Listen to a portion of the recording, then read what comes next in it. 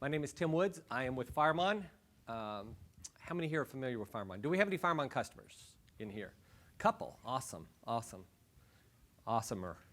Even more awesomer. Awesome. Well, we'll talk about that in just a second also. Who came from the furthest away? There's a lady in here from Boston. I know. Boston? Overseas? Anybody from overseas? There we go. There we go. Awesome. All right, no prize for that yet. Yet. How many went to RSA? 1, 2, 3. It was an incredible show. Any CISOs here? Anybody feel the CISO position? How about hardcore technical firewall admins? Awesome, awesomer. So what was interesting about the show at RSA for me anyway was the amount of technology that was there.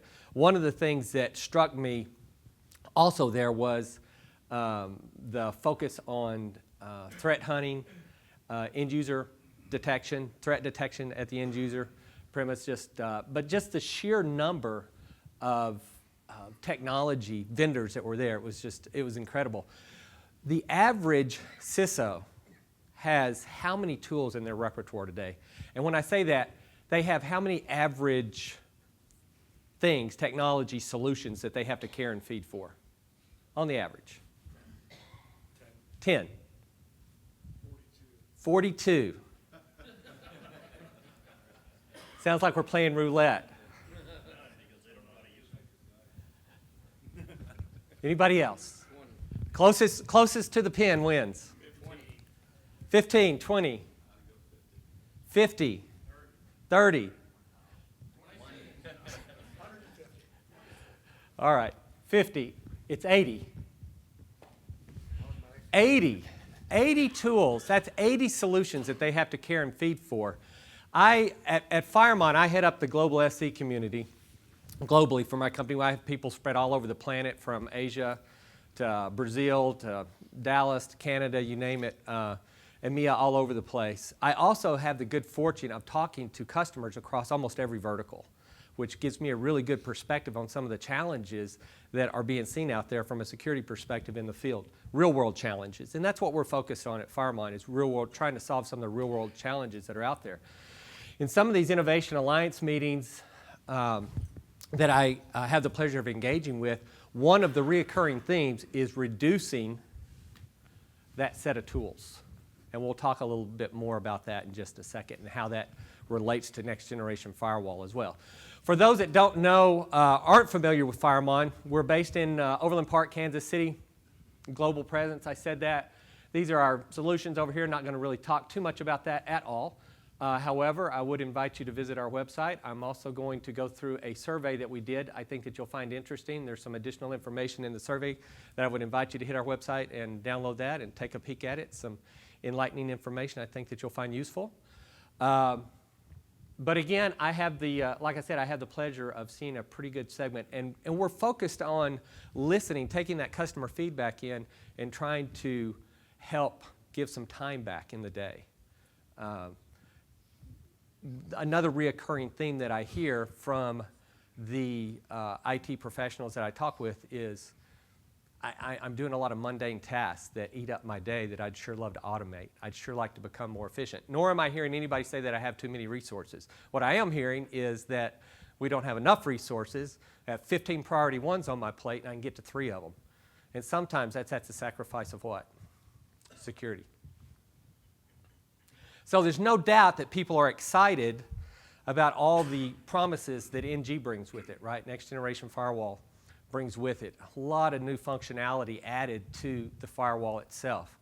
And so this is one of the hopes, that the CISOs are looking at as they look at this. What they're saying is, that tool set, all these things that I have to care and feed for, we're going to shrink that down. I was at a very well-known customer week before last in Chicago, and it was interesting. I asked them how many tools they had, and they had 79. 79. And he knew the number exactly. He says, but I promise you, he says, within the next year, he says, that number is going to shrink in half. And he says, I'm going to get rid of the ones that aren't giving me a return on my security investment. I'm going to get rid of the things that I can't quantify, that my teams can't quantify. I'm going to get rid of the things that are shelfware. I'm going to get rid of the things that aren't adding value to my business proposition. I'm going to get rid of the things that are not helping me to promote a better security posture for my company. So, and they were on track to do so. This particular company had 57 different business units and 40 data centers. Another effort, one of their goals was to reduce their data centers down to 5 as well over the next 5 years. So very lofty goal. So no doubt people are very excited about the promise of next generation firewall and what that brings with it, because that will allow us to consolidate some of these point solutions. The good news for the firewall vendors, according to Gartner, from 2014 2015, spending was up almost 5% to $75 billion. That's billion dollars. And most of that money is being spent in the firewall arena. And we'll have some more slides. We have some data to look at that. The problem here is that the talent pool, you guys, are in high demand. And the data that you see here comes from multiple sources, but it all correlates, saying that we're going to have a continued shortage, and the shortage is even going to increase further. I don't know. Maybe you can ask for more money. Maybe you can go to your boss after you leave here and say, Tim said I need a raise. But we need, it gets back to the point that we have to be able, with the resources that we have, corporations with the resources that they have to be able to more efficiently operate the equipment that they've made investments in. They have to make sure that they're getting the return on that security dollar and that that equipment is doing what we intended it to do. It doesn't do us any good to throw technology at it if we don't have trained, qualified people to manage it, if we don't have systems in place to manage it, that we can't quantify the value that we're getting out of that investment. So, you guys are in high demand. The bad guys are taking advantage of this. Meanwhile, back at the ranch, right, the breaches are going up. Last year was probably, will go down in history as the year of breaches for retail. It's ugly. I was talking to a consultant a week before last who was engaged with a client, paid ransom, and didn't even qualify if they'd actually been breached or not. They just paid the money straight out of the pocket. Why did they do that? Scared. Good answer. What was the other answer? They didn't even know if they were or were not breached. They did not know if they were or they were not breached. That's right. Come get your prize. Somebody give this man a prize here. I'm not going to stand in front of the light here because the cameraman will shoot me. He's got an electric shocker here that if I get in front of the light, he zaps me. What was your answer? They were scared. It was a good answer. They were scared. They didn't have confidence in their security. They didn't have confidence in the technologies that they had deployed to say whether they had been breached or not. And they were so scared of that data getting leaked out, they just paid the money right up front. Now, they did engage, and they did go ahead and qualify it. They did have a bot. Someone was exfiltrating data. So it was real. Should they have paid it? Should they not have paid it? Promotes the problem when you pay it, right? No doubt about it. Anyway, the bad guys are on there. They're taking advantage of the situation. They're taking advantage of the shortage of skills in place. They're taking advantage of the lack of visibility in the security infrastructure. They're finding those holes every single day, right? So, and you guys are on the forefront of that. You guys are the ones that are defending that to try to keep your company from being breached. Meanwhile, complexity in the infrastructure continues to sprawl out of control, right? Lack of visibility, lack of manageability, lack of skilled resources. The reasons for it continue to go on and on and on. It has impact, increased threats, impact to systems, impact to service, impact to business, new vulnerabilities being open, poking new holes in the firewall, not knowing if that opened a new vulnerability that wasn't previously exposed, because you're not talking to the patch guys, are you? You're talking to the risk analyzer guys? You're talking to the vulnerability scan guys? No? Are they talking to you? No. So they know where the holes are at, and you're opening holes. And they know where the vulnerabilities are at that aren't patched. So how do you know if that new access that you just opened just exposed a vulnerability that wasn't previously exposed? So threat vectoring, maybe. Threat vectoring technology might help there. All right, I want to give a quick example here. I need my volunteer to come stand up here. Man, we are going through these fast. I want to save the last one. Here you go. There's your prize. We're going to give an example. I'll have you stand right here, out of the light, so we don't have a shadow up there. So I wanted to use an analogy here for finding complexity in a firewall. And I was trying to think of a good analogy. You know, when you think about finding a hidden rule or a shadowed rule or a redundant rule or an overly permissive rule, you know, it's one thing if you have one firewall to manage, right? It's something else if you have 60 firewalls to manage or 30 firewalls, and each one of those firewalls have 60, 6,000 lines of firewall rules on them, or maybe they have 2,000 rules. You know, it used to be in the day, I've been at FireMon for 8 years, so I've seen a lot of ugly firewalls. I'm putting that kindly, across many different sectors. But on the average, it's grown. I've seen policies quadruple in size due to regulatory compliance initiatives, due to acquisitions, due to mergers, due to a number of different reasons. But I've just seen these policies just grow out of control. A typical average, and we'll talk more about this in a second too, legacy policy that's been in place for 3 or 4 years, I can see upwards of 30 to 40% of the rule base that's not being used in the policy. Just unnecessary clutter, unnecessary bloat, unnecessary complexity that has no reason for being there and just adds further complication and complicates your life for managing it, right? So I want you to find the hidden rule here. And what you're looking for is Waldo. So take your time. Any day now. Waldo. Where is Waldo? So Waldo is a hidden rule. Dun, dun, dun. Come on, go with me here. All right, so what if we used a little automation? What if we brought a little automation into the scheme here? So most of us don't have the luxury of this time on our side, but I found a gentleman who actually wrote a program that would filter out certain things and eliminate certain other things and get us into the source so that we could find where Waldo was at. Filter out the reds, calculate the correlation of the image with a simple black image, white pattern, transitions, things of that nice, binary fuzzy logic. Kind of fun. Now show me where Waldo's at. There's the hidden rule. Congratulations. Y'all give him a round of applause. Huh? Automation works, right? Automation, it helps us get to find that needle in the haystack quicker. It's tough, guys. It's tough to find that stuff when you're trying to look at the behavior of a policy. If you're trying to manually go through that. I mean, and a shadowed rule, probably is even worse. The difference between a redundant rule and a shadowed rule is basically, it's a redundant rule, but it's the opposite action, right? And it could be up here, and the other one could be down there, and you could hit it first and think that the policy is doing something that it's not. So without some type of automated method of analyzing the behavior of that security enforcement point, man, it's tough. It's tough to find this stuff. It's tough to find those holes. Anybody here from Target? I'm just asking. I'm just asking. Why y'all laughing? Go ahead. Speak up. I'm in the education sector, and one thing we had to do with these Waldo books in our library is there's a phallic symbol in that picture also. We're going to include all the Waldo books out of our third grade. We're going to have to cut that.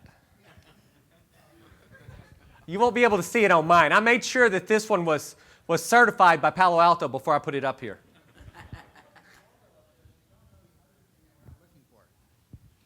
Go ahead. That's the part that I think that I'm listening for. How do we find the stuff that we're not looking for? Absolutely. How do you find the stuff and that's a great point. Good question. You're looking at anomalous data sometimes. How do we find the things that we don't know is there? That's the whole part of threat hunting, right? It's looking through the stuff. If you're not vigilant in looking for this stuff all the time, and do we have continuous monitoring systems that are looking for this stuff all the time?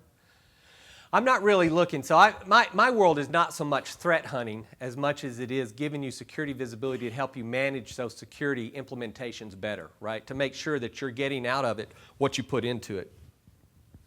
But I agree with you.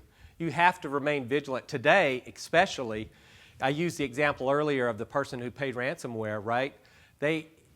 Anybody, has to remain vigilant in looking for those things that you know. And you can't do that until you create a characteristic baseline, right? How do I know that there's an anomaly? How do I know that there's some abnormal behavior if I don't know what if I don't know what good looks like, if I don't know what normal policy behavior looks like? How do I know what bad policy behavior looks like until it's too late? Then it gives me a clue, and then I know where to go look, right? But then it's too late. Then you're asking the questions, what? How long? How long has it been going on? And what else? What are they asking? How much data did they get? How much data did they get, right? And whose data did they get, right? That's what they're asking. So it's time to move. It's time to move to next generation, right? We have to think about how many have moved to next generation firewalls here today? That's a good answer. For this crowd, that's a great answer. How many have moved? So when you got ready to move your legacy environment to the next gen, I suspect some of you may be in the middle. How many are in the middle of a transition or partly migrated? Yeah? About half? Half? Yeah? It's about right. So you had to come up with a plan, right? You had to know the legacy. You had to have somebody that's very knowledgeable about the existing legacy systems and what the policies were there for, right? That in and of itself is a struggle. When we start talking about rules that we don't know if they should be there or not be there, are the policies documented? The compliance, in the compliance world, and we do a lot with compliance and audit. We do automated continuous compliance monitoring and audit as part of our solution in our tool set so that, and I'll talk about a prescriptive method for getting you to a better spot for managing your infrastructure. But you have to know where you're at, what your desired state, and how you're going to get there, right? And so you need people as part of the migration. I would assume that you probably had people that were knowledgeable on the old stuff. You had people that were knowledgeable, or maybe the same people that were tooling themselves to become knowledgeable on the new stuff, so that you knew what your end game was going to be, right? What my goal was going to be. Was it going to be an application-centric policy at the end of it compared to a source destination service type policy or legacy type implementation, or were you going to use web filtering up front and use the old legacy behind it and then merge over time? I've seen a number of different strategies as we look at next generation implementations, but by and far you had to come up with a plan, some type of prescriptive model. Most people, or most clients that I engage with, they started with cleaning their existing environment up, right? They know, we've done a pretty bad job of managing that old environment, and I have a lot of rules out there that I sure don't want to have to spend 2 months converting rules that I absolutely know I don't have to convert. Redundant, shadowed, overlapping, overly permissive, things that just don't need to be there, that clutter, that complexity. The complexity that I take exception with is that unnecessary complexity. It's not the complexity that we find inherent to a good implementation of a security system. It's that unnecessary complexity that creeps in there that doesn't have to be there, right? So we spend time. The first step in my prescriptive process is to remove the technical mistakes. That's to find those, the low-hanging fruit, right? Find those things that absolutely, the redundant rules, the shadowed rules, things of that nature. I don't have to do a big study. There's tools out there that can help you. Sorry. There's tools out there that can help you. I happen to know a company that represents some of those solutions that can help you find those things without a long analytical, study. It's a day one type activity, but we can find those redundant, low-hanging fruit. And again, based on my experience over 8 years, looking at some pretty big firewalls across very large organizations, enterprise organizations, 10, 20% just in technical mistakes. Before we even get to the rules, the next step in the process is to find that unused access. Now when I say unused access, that's not technical mistakes necessarily. It's just rules that have become dormant over time, right? Clutter, bloat. The IT guy, the IT server guy, decommissioned the server, and did he come and tell you that you didn't need that rule anymore? Or did she come and tell you that she didn't need that rule anymore? No? She didn't? They'll put another server on that same address next week. That's the next step in the problem, right? And so 3 months later, IPs being at a premium, they go, hey, I've got this IP. I decommissioned that server last week. Nobody's grabbed that IP address. I'll use it. What do auditors call that? Inadvertent access? Who said that? You said that. Inadvertent access, right? They look for that stuff. They look for that inadvertent access, But so what does this mean? Every compliance initiative out there, I don't care what it is. I don't care if it's PCI. I don't care if it's SOX. I don't care if it's your STIGs. I don't care if it's ISO 27000, HIPAA. I mean, you name it. There's probably 30 we could name off here if we really wanted to go down the list, right? Every one of them kind of asks at the front of it the same thing, right? Are you monitoring for change in your environment? Yes or no? Simple question they ask. Are you monitoring for change? And once you see that change, are you vetting that change? Was it good change? Was it bad change? Is there valid justification, or do you have justification for the access that's being provided?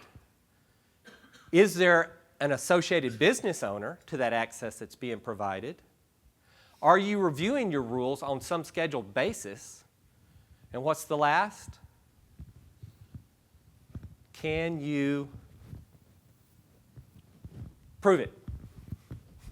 Can you prove it? Do you have it documented? Looking at firewall policies is like looking at a programmer's code. If they don't document your code and you just inherited this firewall policy and you're trying to figure out what access is being provided and why, can you? It's impossible. Not without a thorough historical knowledge of the systems in place, the business processes in place, the reason that firewall and those were, you become access managers instead of IT security managers. We de-evolve from security to something else. So you have to document. So the third step in the process is to you want to remain vigilant and monitoring for change and vetting that change as it happens. Was it good change? Change happens. The real question is it good change or bad change? The who, the what, the when, the where, all the details of the change, and then vet that against your compliance, your best practice, whatever that regulatory compliance initiative is perhaps, or just your best practice within your organization. You guys know, everybody here has what I call an application port guide. It's either in your head or it's documented or you call it something different, but you have one. You know if you allow clear text from the inside to the outside. You know if you allow clear text from the outside to the inside, from DMZ1 to DMZ2. You know what's allowed for your contractor access and what isn't. And somewhere or another, either in your head or technically written down somewhere, you have that documented. What you need is a solution that can help you technically enforce that automatically, right? Every time a change happens, I need to vet that against my application port guide. Is that allowed or is it not allowed? Simple. You do it one time, it's there forever. Unless your application port guide changes, and then you got to change your control, right? The control within your assessment. But the next step is removing that. It's also, and this is important for next generation, right? When we look at step 3 here, is looking at that overly permissive access, right? In the heat of the battle, business unit comes in and says, we need to turn this new application up. We have to have this business for the business unit. I need it when? Yesterday, tomorrow, yesterday. Well, where's it coming from? I don't know. Where's it going to? I don't know. Well, what ports does it leverage? I don't know. What do we throw in there? What do we throw in the service field? Boom, an any. All high ports, all high port any's. That's the last one, guys. I'm sorry. Yeah, we do. So being able to look, and that's fine. We get the business, we meet the needs of the business. Business trumps security in the heat of the battle. But who's happy? The business is happy. It's working. We're good. Let's go. With the good intent of going back and cleaning that up later. But does later happen? No, because you've still got your 15 priority ones that you're trying to get to.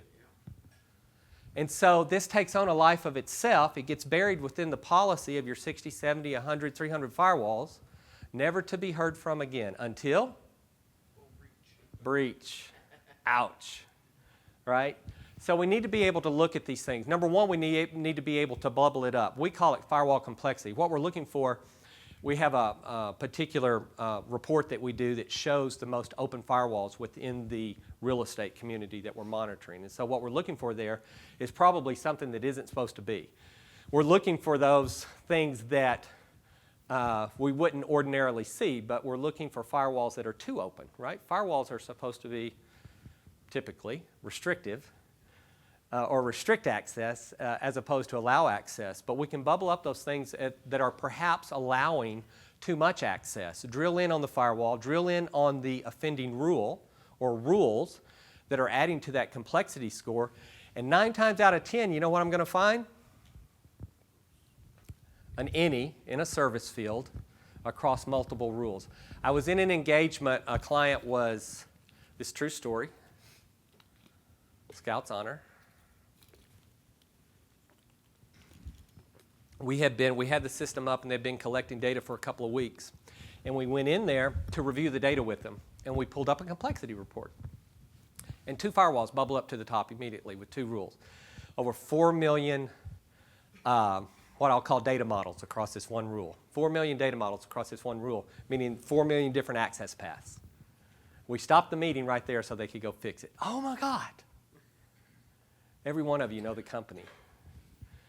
But anyway, it was enlightening. It was illuminating, right? So we want to find that overly permissive access and tighten it up as part of our prescriptive process of making things better. And at the end of this thing, if your company is going to spend your time, if they're going to spend their dollars and their money and their resources, and you're going to take this at heart and you're going to be serious about getting your arms around reducing complexity and managing that firewall set, whether it's legacy or next generation, I don't care. We're going to talk about some of the problems that creep in with next gen too, right?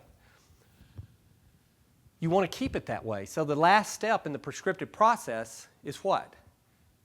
It's putting a process in place so that we can start vetting that access before it's introduced into the policy. It's analyzing policy behavior prior to implementing that access. Does the access already exist? That's hard to tell sometimes. You get the rule, here's the request, you convert it from the business logic to firewall speak, you build the rule, you put it in there. Did you ever go and see if it would actually pass the traffic through the firewall ahead of time? Redundant rules, that's how redundant rules slip into the equation, right? Sometimes. Do I have the time? No, I don't have the time to do that. Ping, telnet, traceroute, do this. I got 15 priority ones on my plate I'm trying to get to. My boss is on my rear. So anyway, we want to be able to do these things up front. In a sandbox, I want to know a few things before that access is allowed. I want to know, does the access already exist? Does it violate any of my security protocol? This gets back to my application port guide. This gets back to my audits and assessments and controls. This gets back to my threat vectoring to say, hey, is this going to expose me to vulnerabilities that weren't previously exposed? If you have a system that can import the vulnerability scan data and tell you that in correlation to the actual firewall policies, that would be pretty cool, huh?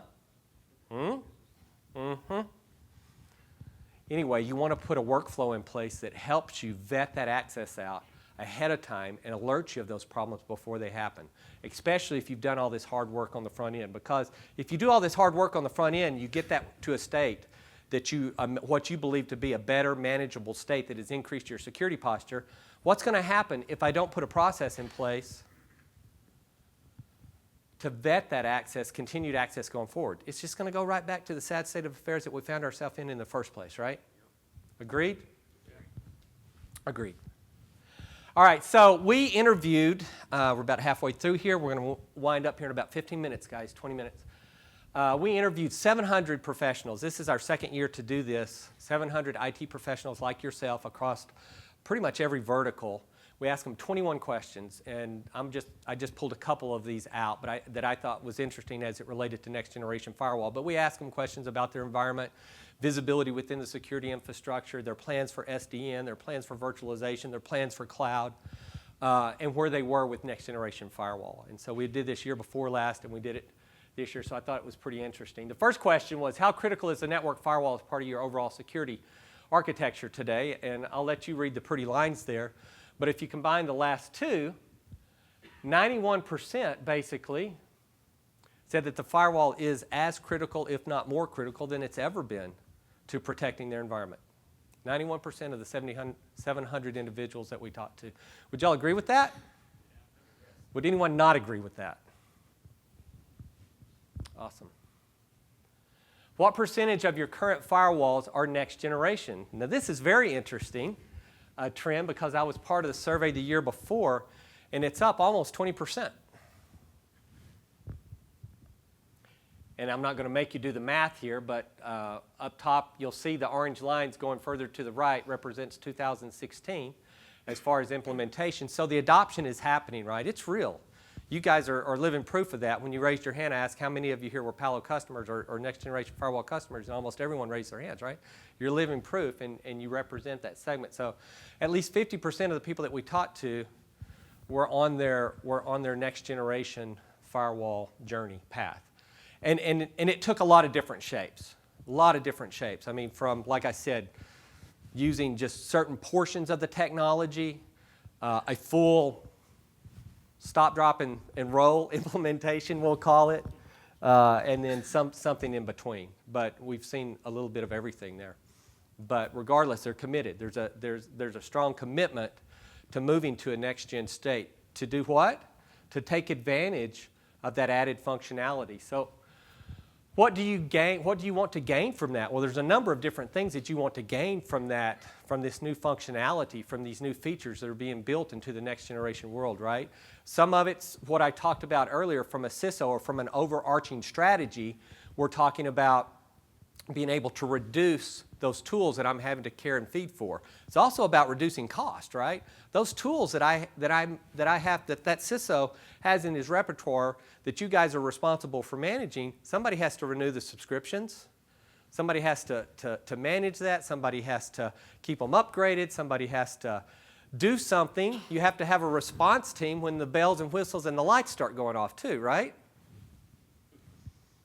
There's a whole ecosystem around that, and there's a cost associated to owning every single one of those solutions.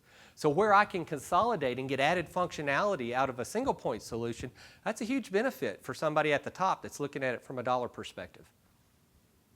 Not to mention some of the other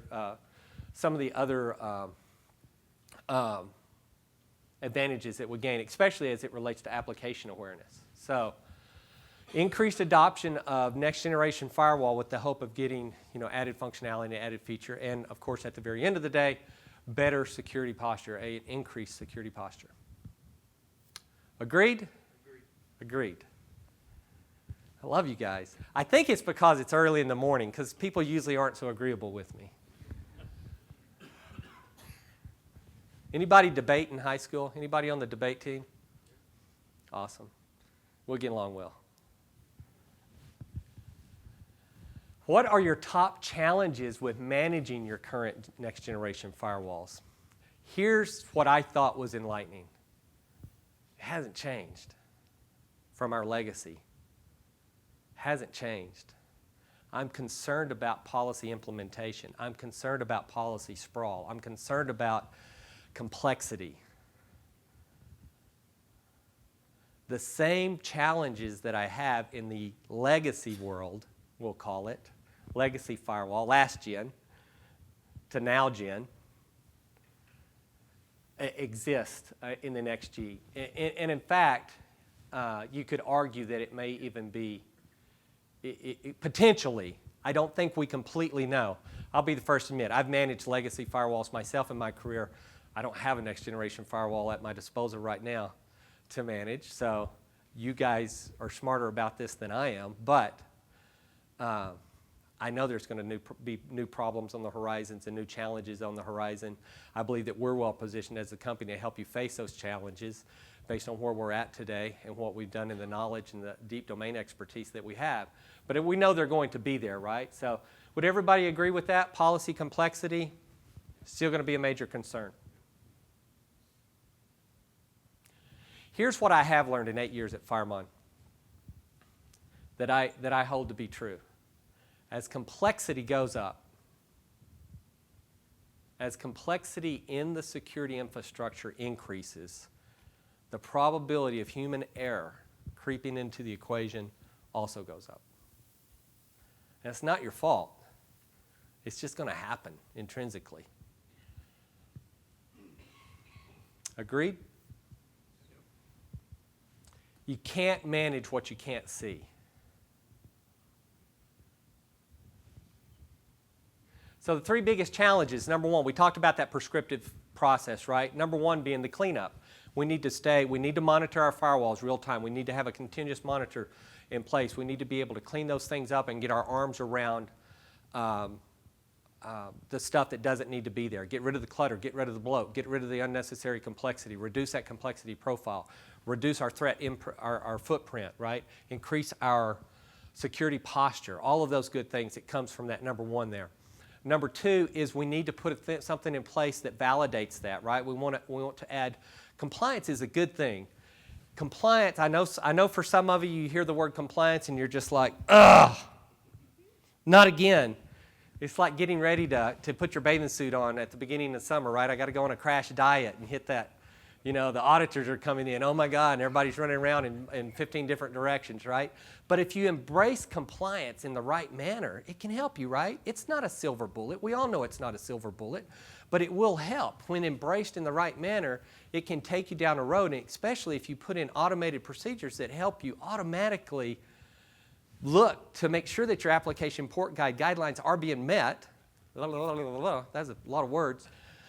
If we're actually, adhering to our own security protocol dynamically, and you're not having to do that manually, that's a good thing.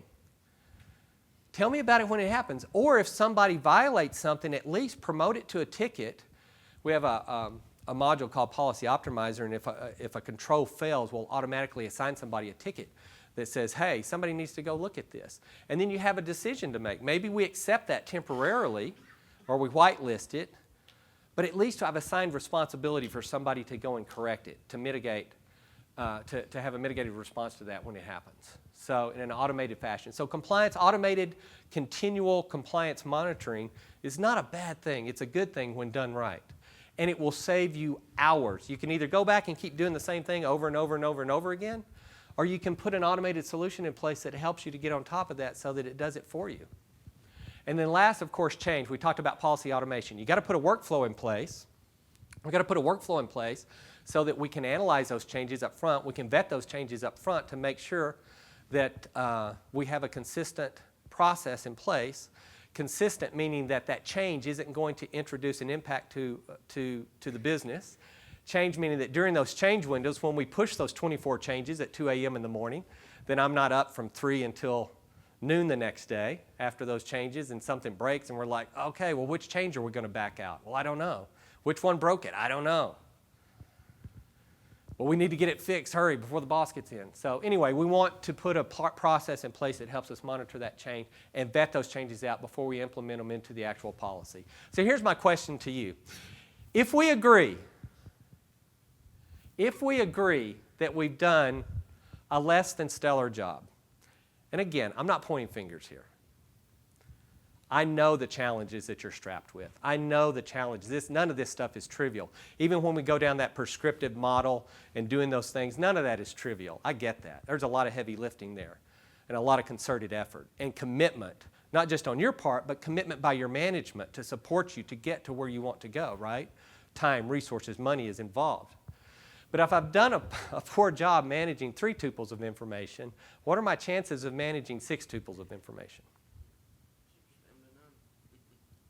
We have to have, and I hate to say more technology for more technology, but that's really what we're talking about here. We need to have some automation. You need something that's going to help you do your job, given that you don't have an overabundance of resources, given that you don't have the visibility that you need today to do the things that you know that you do. And many times your customers think you're already doing them, right? I used to talk about ROI, a return on R&I, and one of my clients said, Tim, my customers already think I'm doing that. It's really not an ROI for me. They think I'm doing it today. So you think about that. But anyway, the answer here is I don't have all the answers. What I do know is there's going to be new challenges in front of us. You're going to be faced with new challenges. The old challenges don't go away. But here's what I do know beyond a shadow of a doubt. If we don't get in front of it, if I leave it unchallenged, it's only going to continue to get worse and eventually will result in what? Not if, but when? A breach. Firewall remains king. It's top of the hill. You guys are a perfect shining example of that. Palo, my gosh, they've just exploded, right? 3,000 people now, over $1 billion. It's incredible, the growth in their company. And they're not alone. There's growth in the space all over the place. We saw the spending. I mean, this directly correlates to what Gartner said about the amount of money that's being spent in the firewall arena. So firewall is king. We're with you. Where we can help, we want to pitch in. I want to thank you for your time today. If you have questions, we're going to open it up for questions now.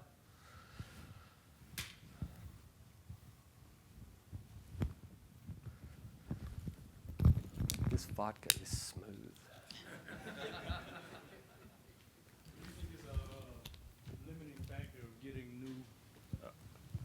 What do you think is the limiting factor in getting new talent into the security field? That's a tough one, right? I mean, because you're looking at, depending on the skill set that you're looking for, again, it's a commitment to management because, it's not just hiring somebody who, so the question was, what's the challenges of getting new talent into the talent pool? One is, I think it starts at the academia and teaching people about security, the importance of security, and the value that the security role plays, right? So it starts back at college and getting people interested in becoming a security professional up front and promoting that as a path of education. Number two, management has to have a commitment to care and feeding for the people too. I can't just hire somebody, throw it into them, and say, have a good life.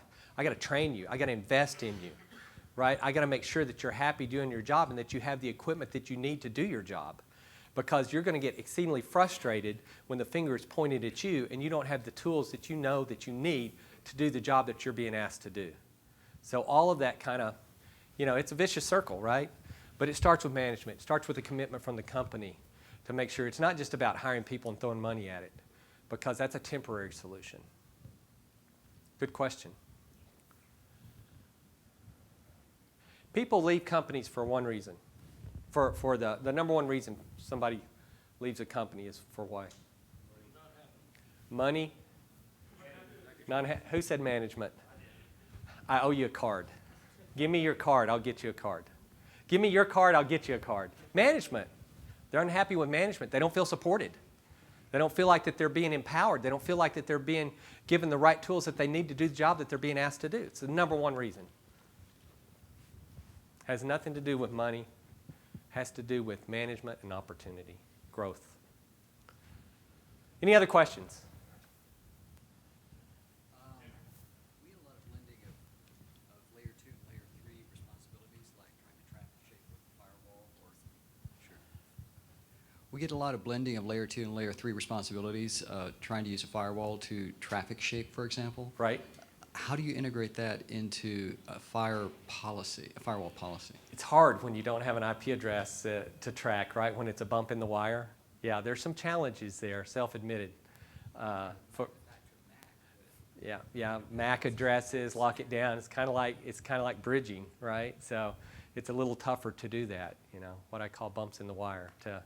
Again, I don't have anything it's something we should talk about offline, some of the things that we've done in certain implementations, but it's segmenting, right? You segment it to a zone and then you apply controls to that zone and try to at least look at your outer perimeters around that zone to control what's on the GUI inside part, we'll call it. So, but it's hard. I mean, it gets back to visibility, what I can see and what I can't see.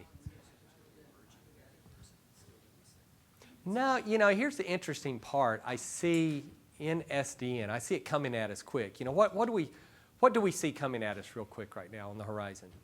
Who wants to take a stab at that? We've got about 5 minutes. Go ahead. DevOps. The reality is the security industry is completely oblivious to the fact that we're probably going to see 10 times to 20 times increase in application velocity coming at us. And you look at the tool sets to build an application today, it takes 3 days. Conception is out the door within Monday. They want it production by next week. Yet everyone else in this entire field has to now vet it from a security standpoint because it's going live to the internet, to your customer data, and it gets iterated. So now they have weekly their sprints, 2-3 weeks. They continuously change their applications. Now your security posture of that application is no longer the same as it was 3 weeks ago. And the amount of application you have to support is increasing tenfold. How are you going to do that? I would agree with you. and the amount of control points related to that acceleration of applications coming at you, right? Micro-segmentation, we'll call it. It's coming quick. All that means is the need for security doesn't go away. It just has to be there quicker, and the visibility has to be there sooner. And the analyzation and the correlation of anomalies have to exist very quick too. So you're right. It's scary. It's very scary. The adoption is quick. Yes? Hi there. So what's the largest switching cost between moving from traditional firewalls to next-gen firewalls?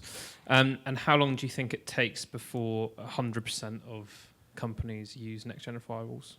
You know, I think we'll see a full-scale adoption. That's a good question. So, you know, what's the velocity of next-generation firewall adoption? What's the cost related to that? Again, it depends, I think, partly on the migration strategy too. If you're going to keep the legacy, which means I have to keep subscription and support costs up for 2 systems instead of 1. There's some various cost factors that are involved there. Or if I'm going to do a complete, you know, lift and replace, and maybe save on some of my subscription renewals and things, or use some of that renewal money toward my next generation firewall implementation. So the cost factor of it really depends on some of the variables that you've decided to accept up front as part of your migration point. I think, based on the fact that we have almost a 20% uplift just from last year to this year, that probably within the next 3 years we'll be in full swing. I think full swing in some iteration.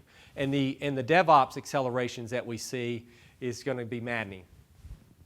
And companies are popping up all over the map helping to embrace that right now too. So, all right, we are out of time. Again, I want to thank you so much for your time. I know it was early this morning, Wednesday, we're in Vegas. You guys have been a great audience. We have a booth back there. I'm going to remain around for a little bit if you want to talk offline, but thank you for your time. I appreciate you. Thank you very much.